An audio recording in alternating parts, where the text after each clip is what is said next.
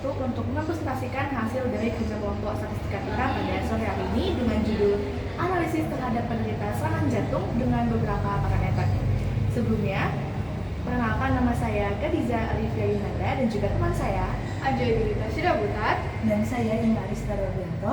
Dan di sini saya akan membahas tentang analisis terhadap penyakit serangan jantung dengan beberapa parameter.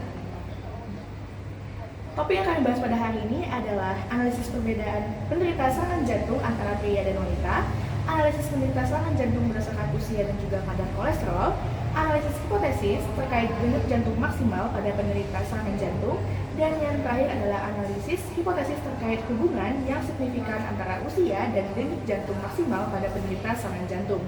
Di sini kita mengambil data dan web Kaggle yang akan disertakan pada link PPT.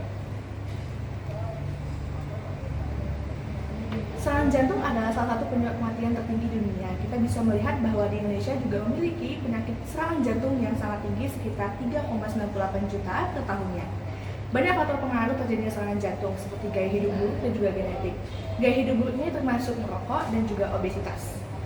Perlu dilakukan pencegahan dengan analisis penyebab serangan jantung dengan parameter tertentu. Mungkin kita bisa menggunakan hipotesis Z-test, T-test, dan juga regresi linear. Analisis dilakukan dengan menerapkan prinsip statistika yang akan kita gunakan pada mathematical formulation setelah ini.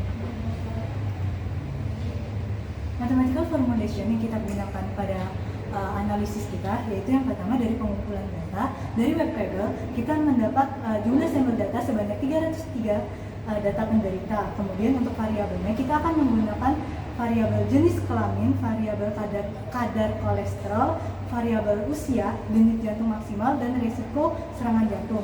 Kemudian untuk analisis statistik kita menggunakan uji tes proposisi atau Z-test, yaitu guna membandingkan risiko tinggi serangan jantung antara pria dan juga wanita, yang akan menghasilkan wanita memiliki proporsi risiko lebih tinggi dibandingkan dengan pria.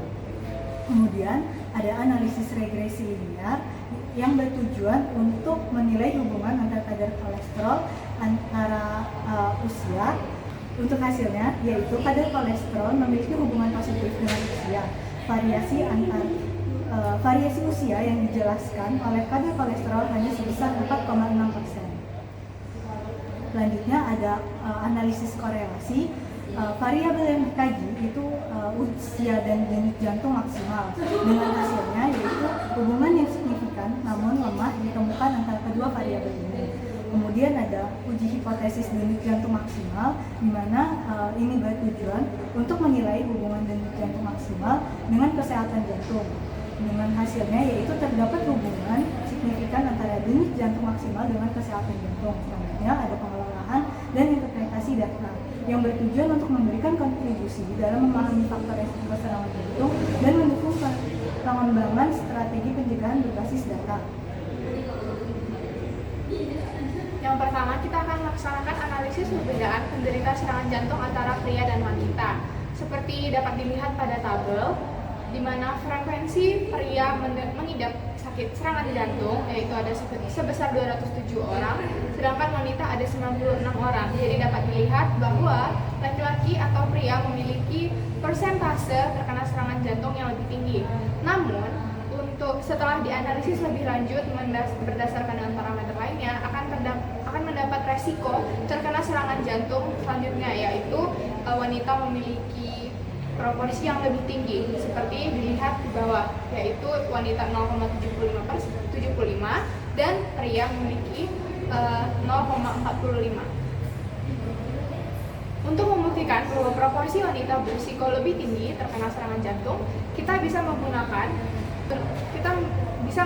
uji hipotesis menggunakan Z-test dengan hipotesis H0, yaitu tidak ada perbedaan proporsi resiko tinggi terkena serangan jantung antara pria dan wanita atau P1 sama dengan P2, dan H1 yaitu proporsi resiko tinggi terkena serangan jantung pada wanita lebih banyak dibandingkan pada pria atau P1 lebih besar dari P2, dengan P1 adalah proporsi wanita memiliki resiko tertinggi terkena serangan jantung dan pria pada P2-nya. Nah, menggunakan level of signifikan atau alpha sama dengan 0,05 dengan critical value berdasarkan alfa yaitu sebesar 1,96, kita bisa mendapatkan proporsi gabungan yaitu sebesar 0,5445. Dan setelah melaksanakan standardized test statistik, kita akan mendapatkan nilai Z sebesar 4,8784. Karena nilai Z lebih besar dari 1,96, maka kita berkesimpulan untuk menolak H0, di mana artinya proporsi risiko tinggi terkena serangan jantung pada wanita lebih banyak dibandingkan pada pria, atau P1 lebih besar dari P2 terbukti. Selanjutnya kita akan membahas analisis penderita serangan jantung berdasarkan faktor usia dan juga kadar kolesterol. Data dari Kaggle tadi saya ubah dan saya membuat lebih outputnya di SPSS26 yang diolah pada tahun 2024. Di sini kita bisa lihat saya menghitung dengan analisis regresi linear dengan rumus Y sama dengan 45,146 ditambah 0,037X ditambah E. Dari usaha regresi di atas, kita bisa melihat bahwa koefisien intercept bernilai positif sebesar 45,146 mengindikasikan bahwa ketika variabel kadar kolesterol atau X bernilai konstan atau 0 dan variabel usia Y akan bernilai 45,146 per tahunnya. Koefisien regresi variabel kadar kolesterol atau X bernilai positif sebesar satuan 0,037 yang mengindikasikan bahwa setiap penambahan satu satuan variabel kadar kolesterol atau X maka variabel usia Y akan mengalami penurunan sebesar 0,037 per tahunnya. Yang kedua, kita akan menghitung dengan uji koefisien determinasi. Seperti pada regresi linear di awal, saya juga menghitung dan juga mengolah data menggunakan output SPSS26 yang diolah tahun 2024. Dan berdasarkan hasil uji koefisien di atas, nilai R² sebesar 0,046 memiliki arti bahwa semua variabel kadar kolesterol X sudah mampu menjelaskan bahwa variabel usia atau Y sebesar 4,6%. Sedangkan sisanya, yaitu sebesar 95,4%, dipengaruhi oleh variabel lain yang tidak bisa kita uji dalam sebuah penelitian ini.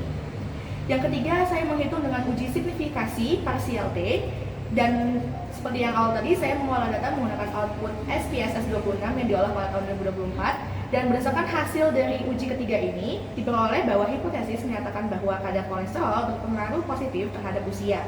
Berdasarkan hasil regresi menunjukkan hasil nilai signifikasi pada variabel kadar kolesterol X sebesar 0,000 lebih besar daripada tingkat kepercayaan 5% atau 0,05 dan memiliki nilai koefisien sebesar 0,037, dan kita bisa menyimpulkan bahwa H1 diterima yang artinya kadar kolesterol berpengaruh positif terhadap usia. Selanjutnya, yaitu analisis hipotesis terkait denyut jantung maksimal pada penderita serangan jantung. Nah, dari data yang telah kita dapat tadi, kita mengambil hipotesis 0, yaitu tidak ada hubungan yang signifikan antara denyut jantung maksimal dengan kesehatan jantung yang baik. Di sini saya menggunakan parameter rho sama dengan 0. Kemudian ada juga hipotesis alternatifnya, yaitu terdapat hubungan yang signifikan antara denyut jantung maksimal dengan kesehatan jantung yang baik. Atau saya mengambil parameternya yaitu rho tidak sama dengan 0. Nah, dari data yang telah didapat dari web Kaggle, yaitu jumlah datanya 303 sampel dengan standar deviasinya adalah 22,9 dengan level signifikan atau alfa yang digunakan yaitu 0,05. Nah, dari alfa ini kita memperoleh bahwa nilai critical value-nya ada di titik 1,96. Berdasarkan analisis z-test, kita memperoleh bahwa nilai Z berada di titik 6,55. Sehingga kita dapat mengambil kesimpulan bahwa kita menolak hipotesis 0. Dengan demikian dapat diartikan bahwa terdapat hubungan yang signifikan antara denyut jantung maksimal dengan kesehatan jantung yang lebih baik pada data sampel. Selanjutnya, apabila kita diasumsikan memiliki nilai korelasi sebesar 0,5, maka hubungan antara denyut jantung maksimal dengan kesehatan jantung yang baik juga dapat dihitung menggunakan persamaan dari korelasi tersebut. Kemudian kita mendapatkan nilai Z yaitu berada di titik 10,02. Nah, dengan asumsi korelasi yang digunakan, hasil kesimpulan yang didapat seperti ikhtiar itu sama seperti hasil perhitungan sebelumnya, yaitu menolak hipotesis 0. Hal ini dikarenakan nilai Z yang didapat berada di titik 10,02, yang mana nilai ini jauh lebih besar daripada nilai critical value-nya. Berikutnya yaitu analisis hipotesis terkait hubungan yang signifikan antara usia dan denyut jantung maksimal pada penderita serangan jantung. Pada analisis kali ini saya mengambil hipotesis 0, yaitu tidak ada hubungan yang signifikan antara usia dan denyut jantung maksimal seseorang. Dan hipotesis alternatifnya yaitu terdapat hubungan yang signifikan antara usia dan denyut jantung maksimal seseorang. Dari data Webpegel, kita juga menemukan bahwa terdapat min dari usia yaitu 54,4 tahun dengan standar deviasinya yaitu 9,07, dan min dari denyut jantung maksimal yaitu 150 dengan standar deviasinya yaitu 22,9. Selanjutnya, kita juga menggunakan level of signifikan sebesar 0,05 dengan titik critical value berada di 1,96. Nah, dalam analisis ini kami menggunakan variabel X sebagai usia dan variabel Y sebagai denyut jantung maksimal. Diketahui pula bahwa jumlahan variabel X yaitu 16,473 dan jumlahan Y adalah 45,343.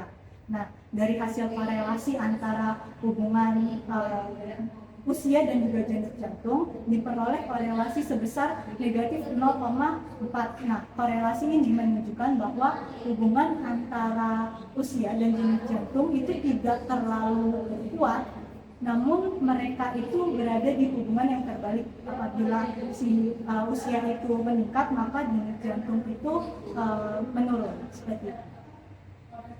Selanjutnya, kami menggunakan Fisher-Z transformation untuk menghitung nilai ZR, dan diperoleh bahwa nilai ZR-nya itu yaitu 0,423, dan setelah itu kami melakukan perhitungan untuk standar error yang diperoleh nilainya sebesar 0,085. Setelah nilai-nilai tersebut diperoleh, baru dilakukan uji z-test yang didapat sebesar negatif 7,293. Nah, dari perhitungan tersebut diperoleh kesimpulan bahwa kami gagal menolak H0, yang mana hal ini dikarenakan nilai Z lebih kecil daripada critical value, sehingga titiknya itu berada di area menolak H0. Dengan demikian dapat diartikan bahwa tidak ada cukup bukti untuk menyatakan bahwa terdapat hubungan yang signifikan antara usia dan denyut jantung maksimal pada penderita serangan jantung berdasarkan data yang dianalisis. Nah, pada grafik nilai Z berada di bagian kiri titik critical value atau di bagian yang diaksir. Nah, kesimpulan yang dapat kita tarik dari analisis yang telah kami lakukan tadi, yaitu yang pertama, perbedaan prevalensi serangan jantung berdasarkan jenis kelamin cukup signifikan. Dapat dilihat dari pie chart yang pertama, di mana pria memiliki persentase lebih tinggi dari jumlah sampel yang kita dapatkan dari Webpegel, yaitu 303 sampel, terdapat lebih banyak sekitar 68% pria yang terkena serangan jantung. Sedangkan setelah dilakukan perhitungan proporsi dan z-test, kita dapat melihat bahwa proporsi wanita memiliki resiko tinggi terkena serangan jantung itu lebih tinggi dibandingkan pria. Jadi terjadi perbedaan di antara keduanya. Kenapa bisa begitu? Karena perempuan ini memiliki resiko yang lebih tinggi karena alasan fisik tertentu, seperti karena kehamilan, misalkan dia memiliki kelainan jantung bawaan, dan ditambah lagi dalam kondisi fisik hamil, maka sang ibu atau wanita ini akan memiliki kecenderungan untuk memaksa jantungnya bekerja lebih cepat, 2 kali lebih tinggi daripada manusia biasanya. Dan juga wanita ini akan mendapatkan menopause sekitar di usia 65 tahun ke atas. Jadi nanti saat wanita sedang bermenopause akan terjadi penurunan hormon estrogen yang akan menurunkan pula kekuatan jantung. Selanjutnya yaitu hubungan positif dan signifikan antara kadar kolesterol dan usia.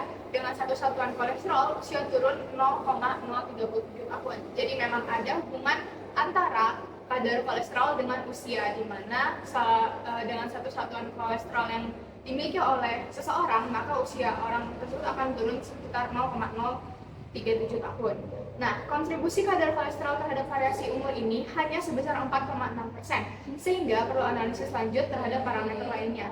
Jadi untuk benar-benar mengetahui apa saja sih parameter yang berkontribusi terhadap serangan jantung, kita bisa melaksanakan analisis lanjutan di lain hari. Nah, denyut jantung maksimal berpengaruh signifikan terhadap kesehatan jantung. Seperti yang kita tahu, denyut jantung maksimal bisa mengindikasikan kondisi kesehatan jantung orang tertentu. Nah, dan tidak ada hubungan signifikan antara denyut jantung maksimal dengan usia. Memang tidak ada sedikit hubungan di antara denyut jantung maksimal dengan usia, di mana semakin tua usia seseorang, maka denyut jantung maksimalnya akan semakin menurun. Tetapi hal itu tidak berpengaruh besar karena pengaruh fisik lainnya seperti makanan yang tidak teratur, pola hidup tidak sehat, jarang berolahraga pada manusia dengan usia yang lebih tua itu akan menyebabkan resiko terkena penyakit jantung lebih tinggi. Lalu, analisis terhadap kadar kolesterol dan denyut jantung maksimal memerlukan analisis lebih dalam ke depannya. Sekian presentasi kita pada sore hari ini. Assalamualaikum warahmatullahi wabarakatuh. Terima kasih.